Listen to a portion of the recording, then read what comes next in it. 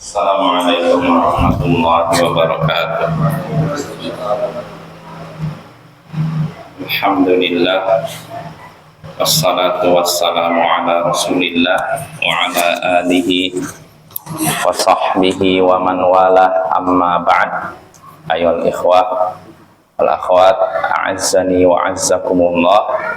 Saudara-saudari yang semoga dimuliakan oleh Allah, kita bertemu kembali di malam Ahad untuk mengkaji kitab Masailul Jahiliyah allati khalafa fiha Rasulullah sallallahu alaihi wasallam ahlal jahiliyah.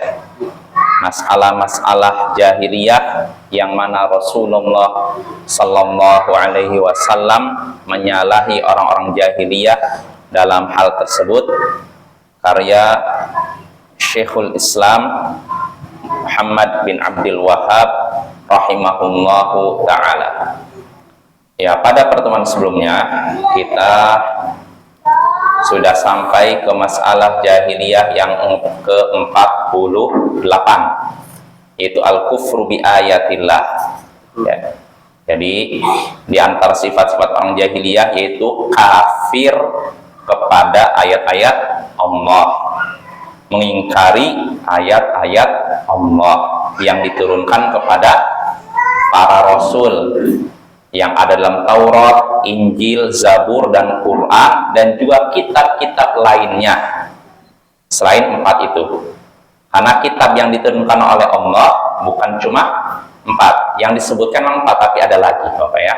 Maka kewajiban kita beriman kepada semua itu, tidak boleh mengingkarinya. Nah, karena orang-orang jahiliyah, sebagian orang jahiliyah menolak itu semua.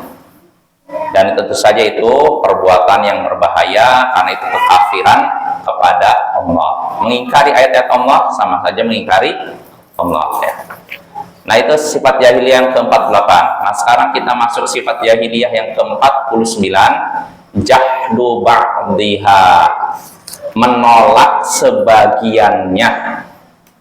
Nolak sebagiannya, ini kembali ke pembahasan tadi, menolak sebagian ayat-ayat Allah.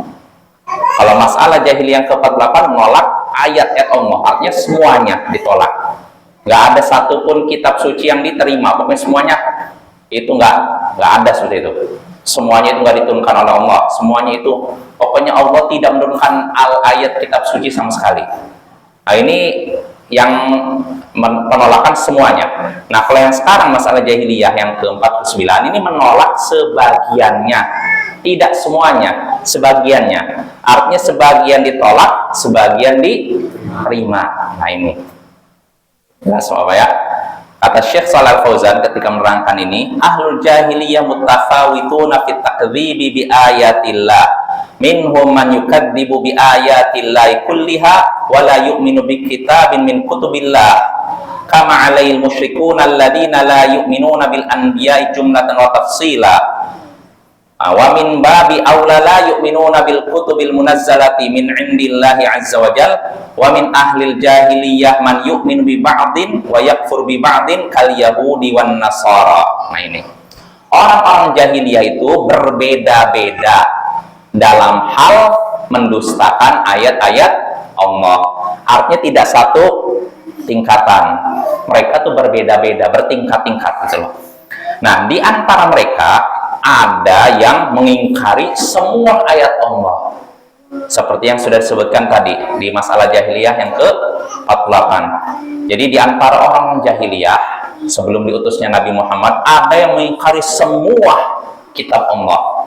Nggak mengakui Taurat, nggak mengakui Injil, nggak mengakui Zabur, Suhuf Ibrahim, tolak semuanya. Kalau semuanya ditolak, kalau Al-Quran kira-kira bagaimana? Apalagi gitu loh. Nah, mereka tolak semua. Nah, ini orang-orang jahiliyah. Lalu kata Allah, itu orang jahiliyah, sebagian ada yang menolak semua ayat-ayat Allah, seperti yang terjadi pada orang-orang musyrik yang tidak beriman kepada para nabi secara menyeluruh.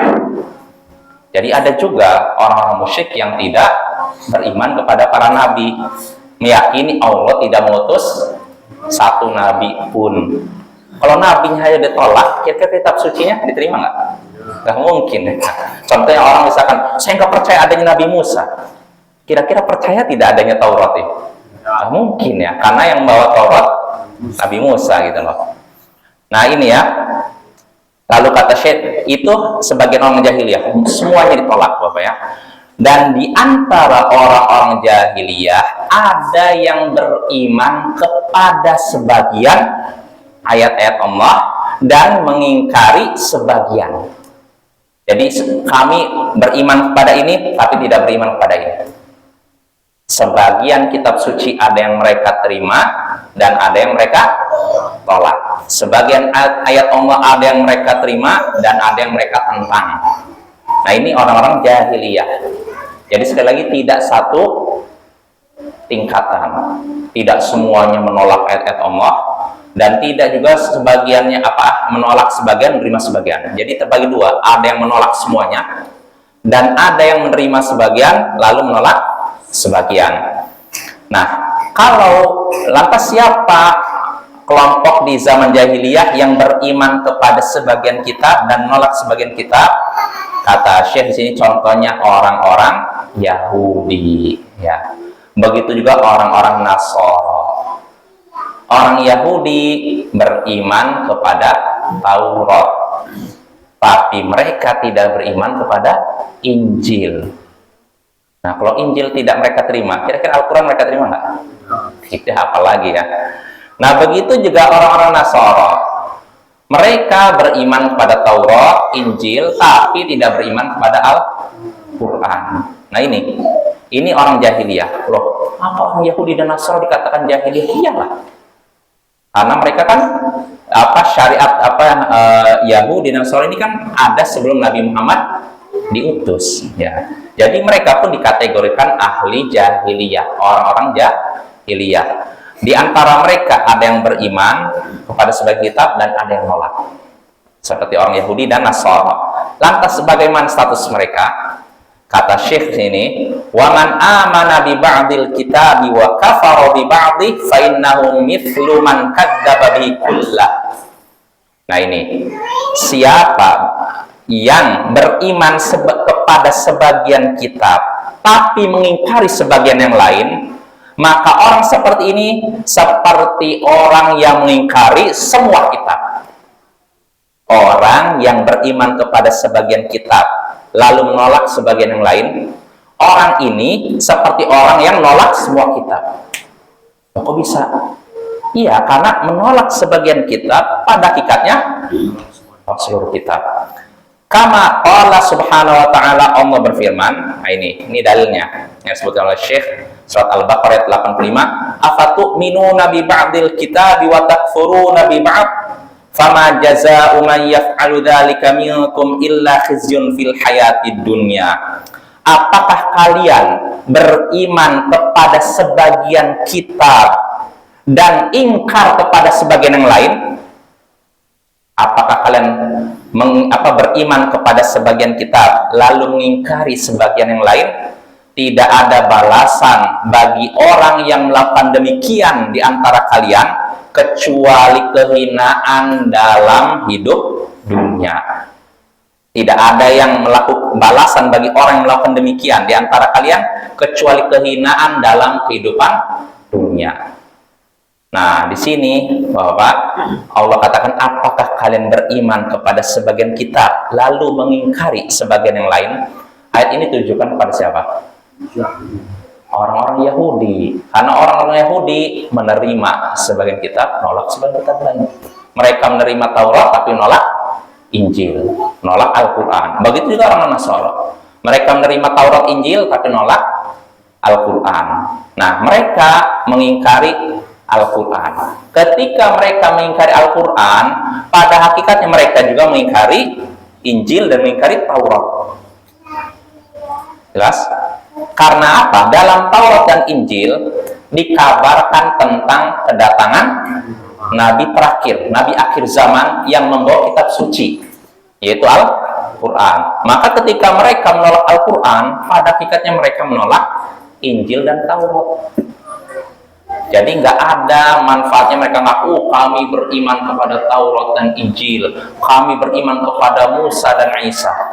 Nggak ada manfaatnya kalau mereka tidak mau beriman kepada Nabi Muhammad, tidak mau mengakui Al-Quran. Nggak ada manfaatnya. Kalau imannya mau bermanfaat, akui semua itu. Akui Taurat, akui Injil, akui Al-Quran. Akui Nabi Musa, akui Nabi Isa, akui Nabi Muhammad sallallahu alaihi wasallam. Nah ini bantahan terhadap orang-orang Yahudi dan juga Nasara. Mereka menerima sebagian kitab lalu menolak sebagian yang lain. Lalu apa balasannya kalau orang melakukan demikian? Menerima sebagian, menolak sebagian. Apa balasannya? Kata Allah, tidak ada balasan bagi orang yang melakukan demikian di antara kalian kecuali kehinaan di dunia, dalam kehidupan dunia. Wa yaumal qiyamati yuradduna ila asyadil adzab, dan di akhirat dikembalikan kepada siksa yang sangat berat. Di dunia hina, di akhirat menderita. Gara-gara apa? Siksa yang sangat berat. Nah, ini balasan bagi orang yang apa? Menerima sebagian kitab, nolak sebagian kitab. Hati-hati Bapak ya. Orang seperti ini berbahaya. Nah, kata Syekh di sini, "Fahum la yu'minuna illa bima yuwafiqu ahwa'ahum wa ma khalafa ahwa'ahum kadzabu bihi." Nah, mereka, kata Syekh ini, tidak beriman kecuali kepada apa yang sesuai dengan hawa nafsu mereka. Mereka tidak mau beriman kecuali kepada sesuatu yang sesuai dengan selera mereka. Siapa mereka sih maksudnya? Yahudi dan itu ya. Apa yang menyalahi selera mereka, mereka akan mendustakannya. Nggak akan menerima ya. Ini kebiasaan mereka ya, Yahudi dan itu ya. Maka apa akibatnya? Fala yanfa'uhum al-imanu bi ba'dil kitab idza kafaru bil ba'dil akhar walau ayah walau kalimatun al-Qur'an la yanfa'uhum dzalik. Maka keimanan mereka nih Yahudi dan Nasara kepada sebagian kitab ini tidak akan bermanfaat bagi mereka jika mereka kafir kepada sebagian yang lain. Jadi ketika mereka beriman kepada Taurat, Injil, tapi tidak beriman kepada Al-Quran, keimanan mereka kepada Taurat dan Injil tidak akan bermanfaat, tidak akan berguna di akhirat. Nah itu maksudnya. Walaupun yang mereka ingkari satu ayat, Bapak, walaupun satu kata dalam Al-Quran, maka keimanan mereka kepada Taurat dan Injil nggak bermanfaat. Karena Bapak mengingkari Al-Quran, walaupun satu kata kafir. Apalagi kalau dua kata, apalagi kalau satu kalimat, apalagi kalau satu ayat, apalagi kalau satu surat, apalagi kalau satu juz. Nah, jadi nggak bermanfaat ya. Jangankan satu ayat, satu huruf saja kafir. Lalu Bapak ya, contohnya ada sebagian orang yang sebagian kaum muslimin mengeluk-elukan, artinya menganggap ini pejuang Islam. Tapi orang ini di tahun 80-an pernah mencela Al-Quran dengan menyatakan harusnya ketika baca qul huwallahu ahad, qul a'udzu birabbin nas, qul a'udzu birabbil falaq, enggak usah dibaca qulnya kan. Apa arti qul itu? Katakanlah huwallahu ahad, Allah lah yang Maha Esa kan? Qul a'udzu birabbil falaq, katakanlah aku berlindung kepada Tuhan yang menguasai waktu subuh. Qul a'udzu birabbin nas, katakanlah aku berlindung kepada Tuhannya manusia. Jadi orang ini katakan enggak usah dibaca qulnya dihilangkan. Ngeri sekali lihat. Ayat Al-Qur'an satu kata dihilangkan, konsekuensinya apa? Kafir. Nah, orang ini seperti ini, Bapak. Di tahun 80 orang ini, kemudian dia banyak perkataan mungkar, yang muncul dari dia. Dia menyatakan peribadatan kaum muslimin mengelilingi Ka'bah, kata dia mengelilingi berhala, kata dia. Jadi ibadah haji ini adalah peribadatan kepada berhala. Dan dia juga mencela Nabi Musa terkait dengan tongkat yang ajaib itu kan, dicela juga. Nah, maka ketika itu para ulama, dewan ulama dunia ketika itu memfatwakan orang ini murtad, kafir, walaupun dia ngaku muslim, tapi Allah takdirkan dia bertahan. Ternyata dari tahun 80, 90, tahun 2000 baru Allah jatuhkan dia lewat rakyatnya sendiri. Nah ini Bapak ya. Nah jadi pemimpinnya kejam, udah mencela Al-Quran, mencela ibadah haji, dia juga sadis kepada rakyatnya. Jadi kalau misalkan ada rakyat yang dianggap menentang kebijakan dia, dihukum gantung di depan umum. Jadi kalau ada dianggap, oh ini orang menentang dia, seret, di orang dikumpulkan, dia digantung depan umum, disaksikan. Nah, ini tahun 80-an waktu itu ya. Tapi Allah alam kabarnya, ini kabarnya nggak tahu juga saya. Artinya di akhir hayatnya dia tobat. Dia katanya udah menarik ucapan dia, maka katanya dia udah bukan seperti dulu lagi. Ya, Allah alam. Yang jelas Bapak, kalau orang pernah mengucapkan kata-kata sesat, menyimpang di depan umum, maka tobatnya harus di depan umum, tidak boleh sembunyi-sembunyi. Dan orang ini nggak diketahui dia pernah berkata di depan umum, saya menarik ucapan saya dulu, saya bertobat, nggak ada. Jelas Bapak ya? Harusnya kalau memang dia tobat, dia umumkan di depan umum. Dulu saya pernah berkata, saya mencela Nabi Musa, saya tobat dari ucapan tersebut. Dulu saya pernah menyatakan setiap surat yang ada kata kul, katakannya dihilangkan, saya sudah tobat dari itu. Dulu saya menyatakan ibadah haji adalah ibadah terhadap berhala, saya sudah tobat dari itu. Nah ini yang seharusnya diumumkan, jangan sembunyi-sembunyi. Kalau sembunyi-sembunyi kita nggak tahu ini tobat atau enggak. Jelas Bapak ya? Kalau orang melakukan kesesatan, penyimpangan di depan umum, tobatnya juga di depan umum. Tapi kalau seorang melakukan maksiat, kesesatan, penyimpangan, sembunyi-sembunyi, maka tobatnya sembunyi-sembunyi, nggak usah di depan umum. Kalau depan umum namanya apa? Memalukan diri sendiri. Orang nggak tahu apa-apa, saya tobat, saya tadi malam berzina belum. Wah, nggak usah. Orang istilahnya maksiatnya sembunyi-sembunyi, tobatnya di depan umum, jangan. Tapi kalau seorang maksiat di depan umum, tobatnya juga depan umum. Jelas apa ya? Nah ini penting nih. Jadi orang ini, nggak perlu saya sebutkan namanya karena kontroversi nanti. Yang jelas orang ini di tahun 80-an, dia difatwakan oleh para ulama murtad keluar dari Islam. Cuma Allah takdirkan dia bertahan, dia penguasa di suatu daerah di Timur Tengah lah. Dia berkuasa terus bertahan sampai tahun 2011 baru Allah jatuhkan dia. Ya mudah-mudahan kalau memang benar dia tobat, ya mudah-mudahan tobat ya sesungguhnya ya. Kita nggak tahu ya. Tapi memang kata para ulama kalau orang yang melakukan kesesatan di depan umum, tobatnya harus di depan umum. Ya kita serahkan nasibnya kepada Allah. Kalau memang dia benar-benar tobat, ya semoga Allah terima tobatnya. Tapi kalau dia pura-pura tobat, Allah lah yang akan menghukumnya. Itu apa ya? Nah itu kita kembali lagi. Jadi tidak boleh kita beriman kepada sebagian kitab suci lalu menolak sebagian yang lain. Nggak boleh. Kalau kita menerima sebagian kitab suci lalu menolak sebagian lain, pada hakikatnya kita menolak semua kitab suci. Nah itu apa ya? Nah termasuk juga kata Syekh di sini, termasuk menolak sebagian kitab dan menerima sebagian kitab, kata Syekh, seperti orang yang berkata Al-Quran makhluk lafzuhu wa ma'nahu au inna al-fadha makhluqatun duna ma'nahu. Nah, di antara sebagian orang yang mengaku sebagai muslim, ada yang berkata Al-Quran ini adalah makhluk, baik lafalnya maupun maknanya. Makhluk artinya ciptaan Allah. Al-Quran ciptaan Allah, bukan perkataan Allah.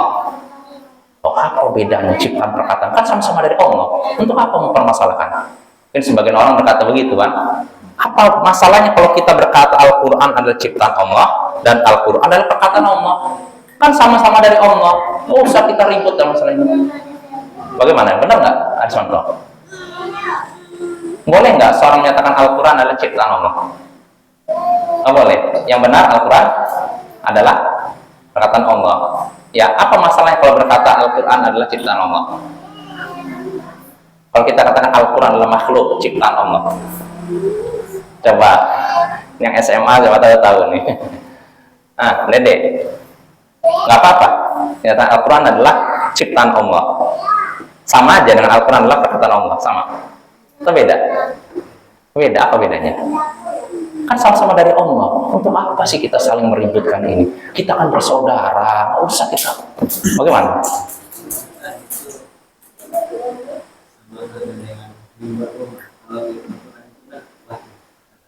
Ya, yang masih apa? Kan sama-sama dari Allah. Untuk apa kita permasalahkan? Yang satu mengatakan Al-Quran adalah perkataan Allah, yang satu mengatakan Al-Quran adalah makhluk ciptaan Allah. Apa bedanya? Kan sama-sama dari Allah. Nggak usahlah kita ribut lah.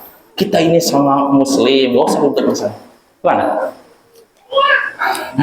Ya, karena kenapa kita perlu bahas ini? Bukan permasalahan remeh, Bapak. Permasalahan Al-Quran adalah Al-Quran adalah perkataan Allah atau ciptaan Allah, itu bukan masalah remeh. Imam Ahmad disiksa sampai 3 masa pemerintahan gara-gara ini.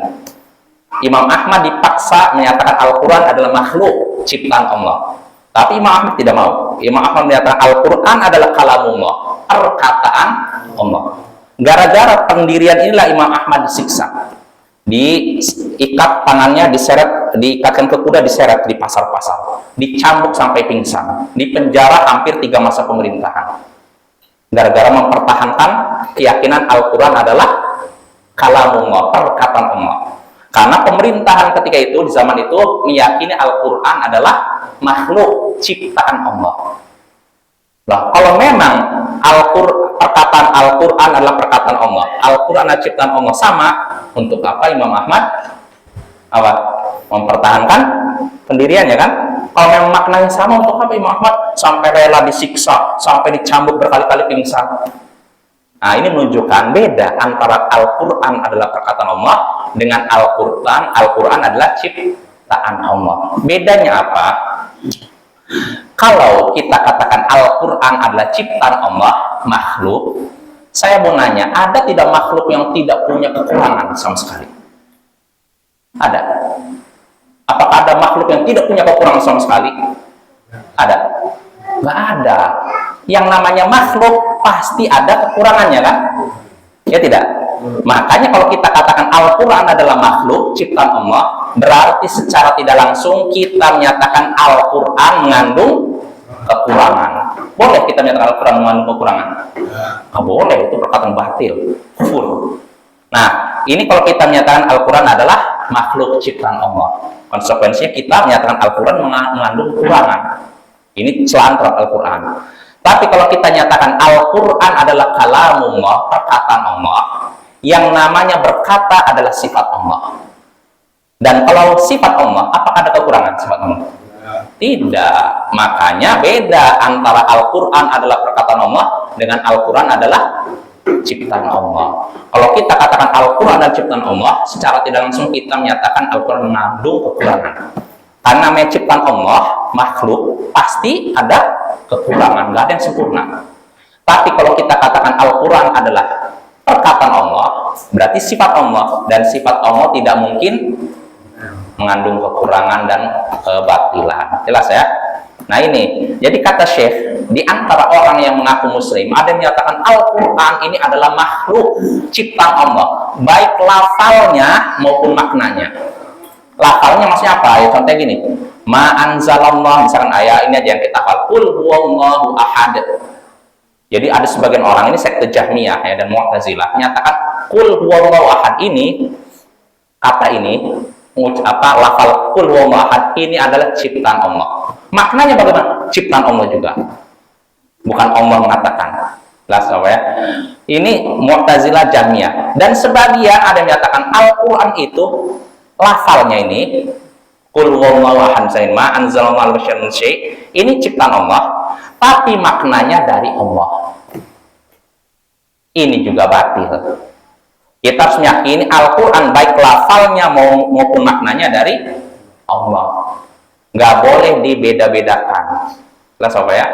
Nggak boleh dibeda-bedakan. Nggak boleh menyatakan lafalnya, maknanya dari Allah, tapi lafalnya makhluk, ciptaan manusia. Bahkan ada yang menyatakan lafalnya itu dari Jibril. Jadi Jibril memahami apa yang pada diri Allah lalu disampaikan kepada Nabi Muhammad. Nah ini tentu saja perkataan yang batil. Sebab disebutkan dalam hadis Al-Quran itu ketika Allah berfirman, Jibril mendengar. Jadi ketika Allah berfirman, Allah berkata, goncanglah langit, semua malaikat pingsan. Jelas apa? Termasuk Jibril. Karena mendengar suara Allah yang agung, pingsan semua. Nah, seluruh malaikat di langit pingsan. Nah, yang pertama kali bangun dari pingsan adalah Jibril. Nah, setelah itulah baru Jibril turun menyampaikan apa yang dia dengar kepada siapa? Nabi Muhammad. Nah, ini makanya Al-Quran itu mesti lewat Jibril sampai kepada Nabi, tidak langsung. Jelas ya, ini Al-Quran. Jadi Al-Quran itu perkataan Allah yang diturunkan kepada Nabi Muhammad lewat malaikat Jibril. Perkataan Allah yang diturunkan kepada Nabi Muhammad. Artinya kalau diturunkan kepada Nabi Isa, apakah Al-Quran? Apa yang diturunkan kepada Nabi Isa? Injil. Kalau diturunkan kepada Nabi Musa, Al-Quran apa? Taurat, ya, bukan Al-Quran. Al-Quran itu perkataan yang diturunkan pada Nabi Muhammad lewat malaikat Jibril. Lewat, mesti perantara Jibril. Artinya kalau langsung yang Allah sampaikan kepada Nabi Muhammad tidak dikatakan Al-Quran. Contohnya apa? Dalam peristiwa Isra Mi'raj, Nabi Muhammad kan dibawa oleh Jibril dari Masjidil Haram ke Masjidil Aqsa. Ini Isra, perjalanan malam dari Masjidil Haram ke Masjidil Aqsa. Setelah itu Mi'raj, dari Masjidil Aqsa ke Sidratul Muntaha, di atas langit ke-7. Nabi Muhammad sampai langit ke-7, Jibril nggak bisa menyertai lagi, maka Nabi Muhammad naik sendiri. Bertemu dengan siapa? Allah. Lalu Allah di situ memberikan apa? Perintah pada Nabi Muhammad untuk apa? Artinya Allah berfirman langsung kan? Ya tidak? Nabi Muhammad dengar tidak perkataan Allah? Dengar. Tapi apakah itu Al-Quran? Bukan. Karena bukan lewat malaikat Jibril. Jelas ya? Ini definisi Al-Quran yang perlu kita ketahui. Perkataan Allah yang diturunkan kepada Nabi Muhammad lewat malaikat Jibril. Nah, artinya hadirin sekalian yang semoga dimuliakan oleh Allah, kita harus mengimani semua kitab suci. Taurat, Zabur, Injil, Al-Quran, Suhuf Ibrahim, Suhuf Musa. Pokoknya semua kitab yang Allah turunkan, baik yang disebutkan namanya maupun yang tidak disebutkan namanya. Nah, kalau beriman kepada semua kitab suci saja wajib, apalagi beriman kepada Al-Quran. Kita harus beriman benar-benar bahwa ini semua dari Allah, baik lafalnya maupun maknanya. Jadi tidak boleh dibeda-bedakan. Oh, saya yakin ini maknanya dari Allah, tapi lafalnya dari Jibril. Nah, boleh. Jelas apa ya? Kalau kita menyatakan itu kufur maksudnya. Bagaimana kita menyatakan Jibril mengarang? Jelas apa ya? Atau ini lafalnya dari Muhammad? Oh, lebih parah lagi. Bukan dari Allah, tapi lafalnya dari Muhammad. Nah, ini Bapak, kita harus beriman kepada Al-Quran secara penuh. Ini semua dari Allah, baik lafalnya maupun maknanya. Nah, itu ya. Nah, kata Syekh di sini sebagai penutup, laisa kalamullah al-huruf dunal ma'ani walal ma'ani dunal huruf. Yang namanya kalam Allah, perkataan Allah, bukan cuma huruf tanpa makna, dan bukan pula makna tanpa huruf. Kalamullah, Bapak, perkataan Allah di antaranya Al-Quran, bukan cuma huruf tanpa makna. Saya mau nanya nih, kan kita kan hafal surat-surat di juz 30. Qul huwallahu ahad. Asmanto, ini ada maknanya tidak? Qul huwallahu ahad. Ada kan? Ya, itulah Al-Quran. Pasti ada lafalnya plus ada maknanya. Itulah kalam Allah, perkataan Allah. Apa? Bukan cuma huruf, tapi juga ada maknanya. Dan bukan cuma makna, tapi tanpa huruf. Maksudnya apa, Bapak? Karena ada sebagian sekte, terutama sekte Asy'ariyah, menyatakan Allah itu berfirman, berkata, tapi tanpa huruf dan suara. Tanpa huruf dan suara. Maksudnya apa? Jibril itu memahami apa yang pada diri Allah, lalu disampaikan kepada Nabi Muhammad. Berarti kan apa? Maknanya ada, tapi lafalnya tidak ada. Tentu saja ini keyakinan batil. Ya, kenapa mereka bisa seperti itu? Karena mereka sudah ada bayangan kalau Allah punya suara, makhluk punya suara, berarti Allah serupa dengan makhluk. Udah menyamakan Allah dengan makhluk. Padahal gampang saja, Bapak ya. Kita katakan Allah bersuara, makhluk bersuara, tapi suara Allah tidak sama Nah, iya, suara Allah sesuai dengan keagungannya dan kemuliaannya, tidak sama dengan suara makhluk. Ya, Bapak, kalau misalkan Allah berfirman tanpa suara, kira-kira para nabi paham nggak? Misalkan Jibril, Nabi Adam disuruh kabarkan kepada para malaikat nama-nama segala sesuatu. Dalam Al-Quran ada surat Al-Baqarah, wahai Adam, ambikum bi asma'ihim.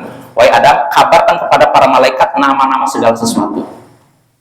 Kalau Allah berkata pada Adam tanpa suara, kira-kira paham nggak Nabi Adam? Tidak. Itu kan? Alhamdulillah, berarti kita masih normal, masih sesuai dengan fitrah. Orang yang sudah rusak akalnya, sudah rusak fitrah, Allah bersuara, Allah berfirman, tapi tanpa suara. Tanpa suara, gimana tanpa suara? Insya Allah ini akan kita bahas pada pertemuan berikutnya, insya Allah ya. Wassallallahu ala nabiyyina Muhammadin wa ala alihi wa sahbihi ajma'in wa akhiru da'wana anil hamdulillahi rabbil alamin. Assalamualaikum warahmatullahi wabarakatuh.